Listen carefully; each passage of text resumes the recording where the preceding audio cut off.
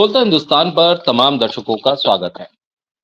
Degree किसकी असली किसकी नकली और डिग्री में मिलने वाले नंबर यानी फर्स्ट डिवीजन से लेकर पासिंग मार्क्स तक उसके आधार पर अगर तोला जाए और नापा जाए तो फिर कौन कहां जाकर टिकता है। क्योंकि भाई जिस डिग्री का जिक्र हम कर रहे हैं वो देश के प्रधानमंत्री की डिग्री है और वो प्रधानमंत्री जो सर्वव्यापी है, जो हर देश से पुराना संबंध रखता है, जो हर देश के राष्ट्रपति से दोस्ताना संबंध रखता है, जो हर क्षेत्र की जानकारी रखता है, जो अर्थ वित्त जगत से लेकर वार्ड तक के बारीक से बारीक जो नुक्ते हैं उनको भी पहचानता है और सैटेलाइट को कैसे धोखा देना है बादलों की आड़ में वो ये भी जानता है। तो ये भी जरूरी है जानना कि उनकी डिग्री कैसी है, क्योंकि ये जानकारी उनके पास अनुभव आया कहां से।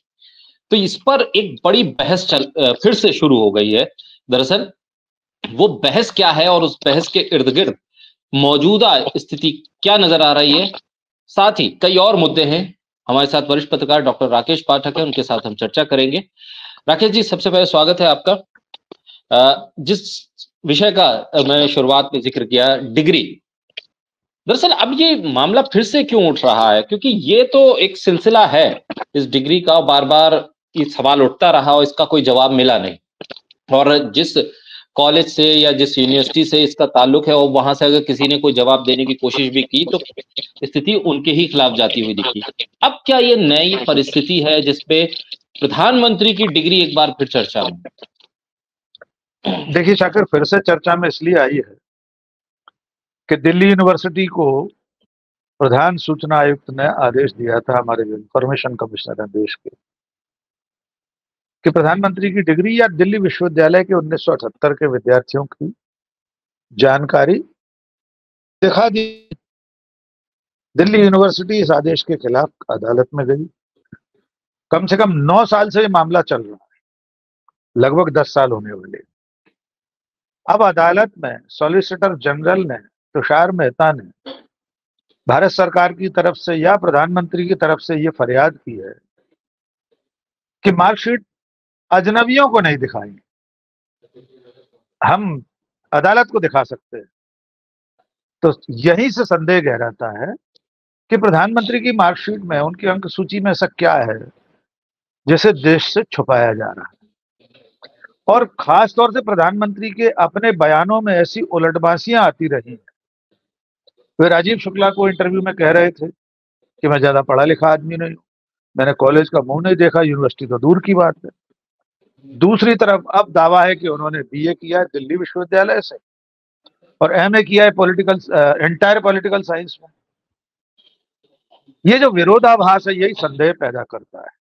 आपके पास डिग्री नहीं है, इसमें कतई कोई बुरी बात नहीं। आप शुरू से कहते कि मैं अपने जीवन संघर्ष के चलते, पारिवारिक परिस्थितियों के कारण हाई स्कूल या इंटर के बाद नहीं पढ़ पाया, या कॉलेज में भी गया, बीए फर्स्ट ईयर तक पढ़ा, बीएससी फर्स्ट ईयर पढ़ा, उसके बाद नहीं पढ़ पाया।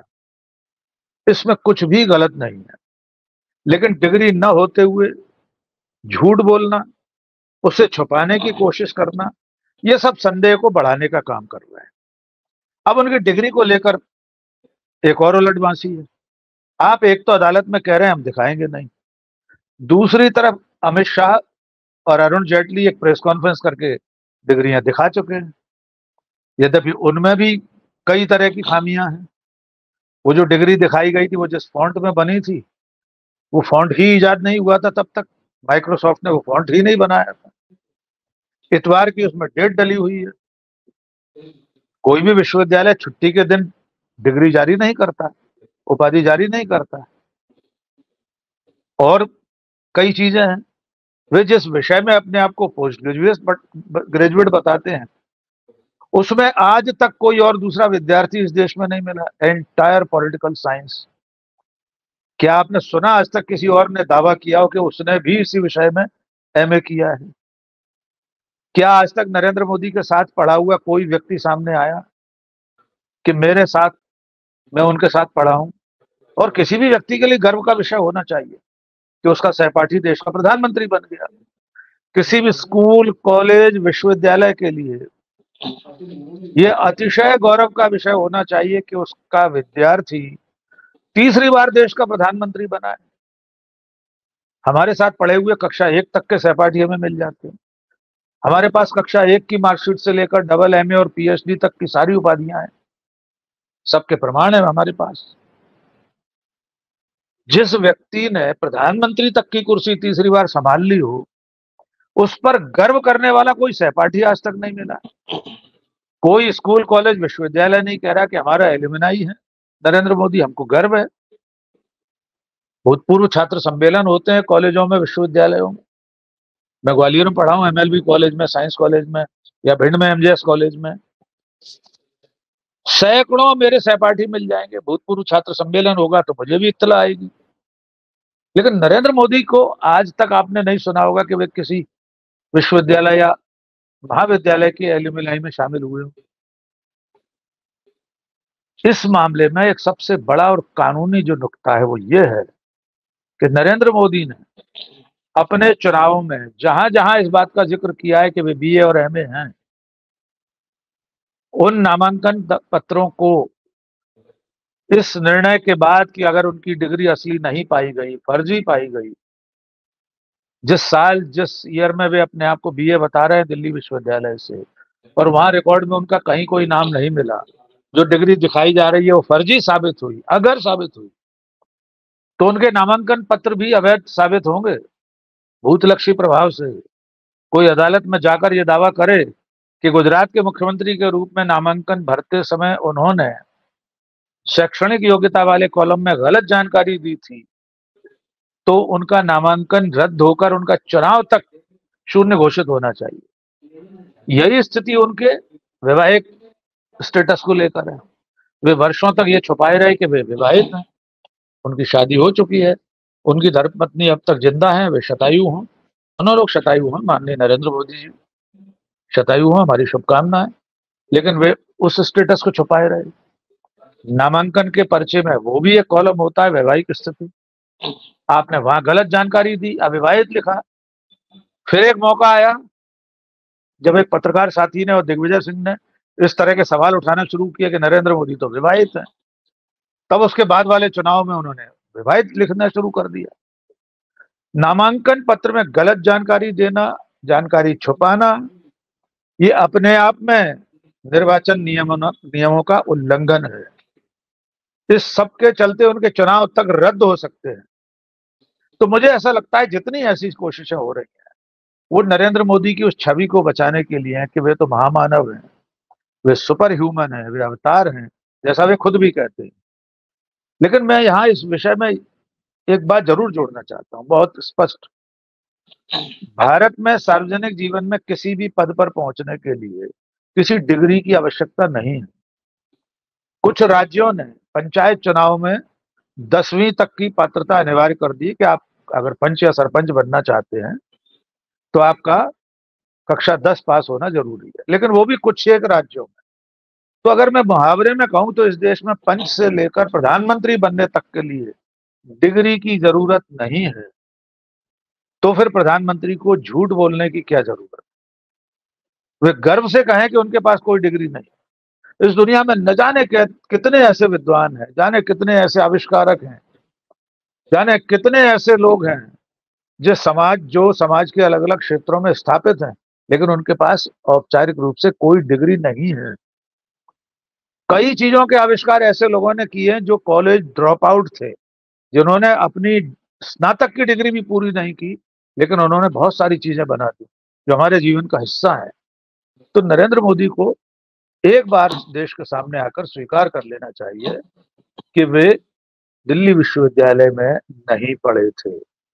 और अंतिम बात इस विषय में जी, वे जिस साल बीए करने का दावा कर रहे हैं वो साल तो आपातकाल के दौर का साल है, इमरजेंसी लगी हुई थी।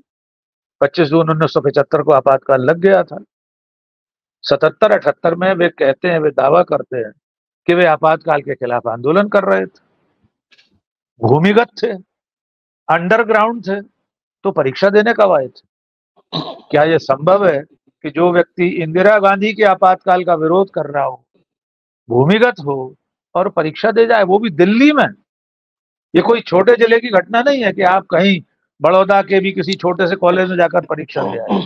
दिल्ली में तो आपातकाल का विरोध करने वालों को इंदिरा गांधी की पुलिस पाताल में से ढूंढ कर ले आती। तो ये परीक्षा कैसे दे आए इमरजेंसी में?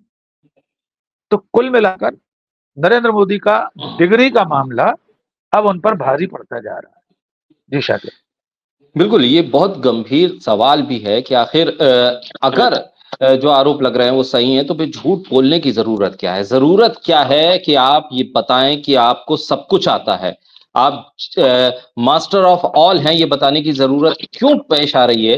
क्या इसमें कोई हेटी हो रही है आपकी कि आप छोटे पड़ जाएंगे, किसी से आपका कंपैरिजन चल रहा है, किसी के से तुलना चल रही है कि वो आपको तुच्छ समझने लगेगा, या कहीं पर आप ऐसी बातें या ऐसा दावा कराएं कि मेरे पास ये सब चीजें हैं, वहां पर ये तमाम चीजें डिस्क्लोज हो जाएंगी।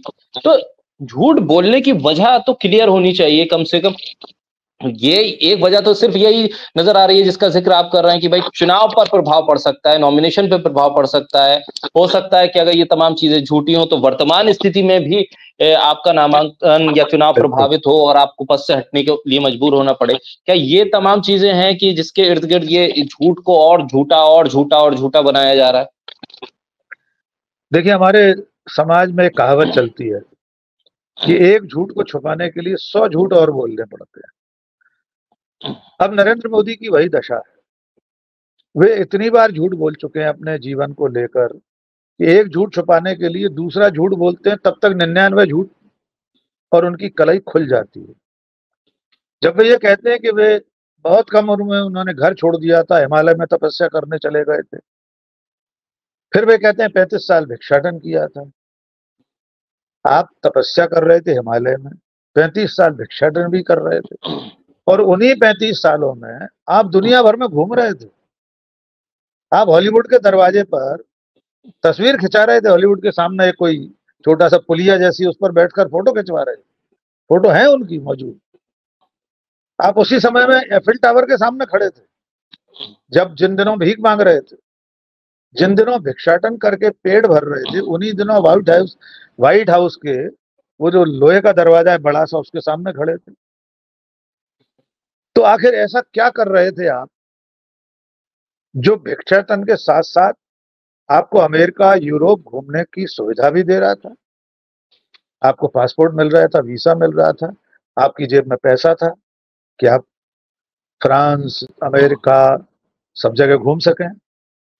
तो आखिर ये रहस्य क्या है? मुझे लग रहा है नरेंद्र मोदी अब फंसते चले जा रहे हैं। ये 2014 से पहले की बात थी कि वे जो कुछ कह देते थे लोगों से मान लेते थे। उन्होंने कह दिया मेरी मां ने दूसरों के घरों में बर्तन मांज कर पालन पोषण किया। अब तो लोग सवाल पूछते हैं कि जिस माँ के 5 हट्टे कट्टे जवान बेटे हो, उनकी माँ बर्तन मांजने क्यों जाती थी दूसरों के घरों पे? वे खुद मेहनत मजदूरी करके माँ को नहीं रख सकते थे। तो अब उनके झूठ नहीं चल पाते, अब 5 मिनट के अंदर खुलासा हो जाता है। इसी तरह जो आपने कहा वे मास्टर ऑफ ऑल है, सचमुच में वे हर विषय की ज्ञाता बनते हैं। विज्ञान हो, वे एयरफोर्स के अधिकारियों को बताते हैं आज बादल हैं, रडार को धोखा देकर पाकिस्तान पर स्ट्राइक करो। वे कबीर की जन्मस्थली में जाते हैं तो कबीर, गुरु नानक देव और वो योगी आदित्यनाथ के गुरु गोरखनाथ, उन्हें एक साथ बिठा देते हैं, शास्त्रार्थ करा देते हैं, जबकि तीनों के जीवन काल में 50-100 साल का अंतर है। सिकंदर को बिहार तक ले आते हैं, 600 करोड़ लोगों की आबादी का नेता बताते हैं कि 600 करोड़ लोगों ने वोट दिया है। न जाने कितनी ऐसी बातें, अंतहीन है। कल तो और भी कमाल किया है शाकिर भाई, उन्होंने अमीर खुसरो की याद में जो कार्यक्रम हुआ, उसमें अमीर खुसरो को संस्कृत का विद्वान बता दिया है और कहा है कि अमीर खुसरो ने खुद ये बात कही अपनी संस्कृत कविता में। अब पूरा देश माथा पकड़कर ढूंढ रहा है कि अमीर खुसरो साहब ने संस्कृत में कब कविता लिखी थी। अमीर खुसरो तो हिंदवी के जनक माने जाते हैं, हिंदवी हिंदुस्तानी भाषा के जनक माने जाते हैं। वे देश के शुरुआती पहले शायरों में से, गजल लिखने वालों में से, सूफी संत। वे संस्कृत के विद्वान और संस्कृत के कवि कब हो गए? अब पूरा देश उसको ढूंढने में लगा हुआ है। लेकिन अब नरेंद्र मोदी हैं, उन्होंने कह दिया सो कह दिया। अब आप ढूंढते रहिए कौन सी कविता संस्कृत में लिखी है हजरत अमीर खुसरो ने। चले जाइए निजामुद्दीन औलिया की दरगाह में, वहां बगल में ही सोए हुए हैं, अपना गुरु मानते थे निजामुद्दीन औलिया को भी। तो मैं समझता हूं कि ये बहुत हास्यास्पद है। देश के प्रधानमंत्री को बचना चाहिए इस तरह की चीजों से, इस तरह की प्रवृत्ति से।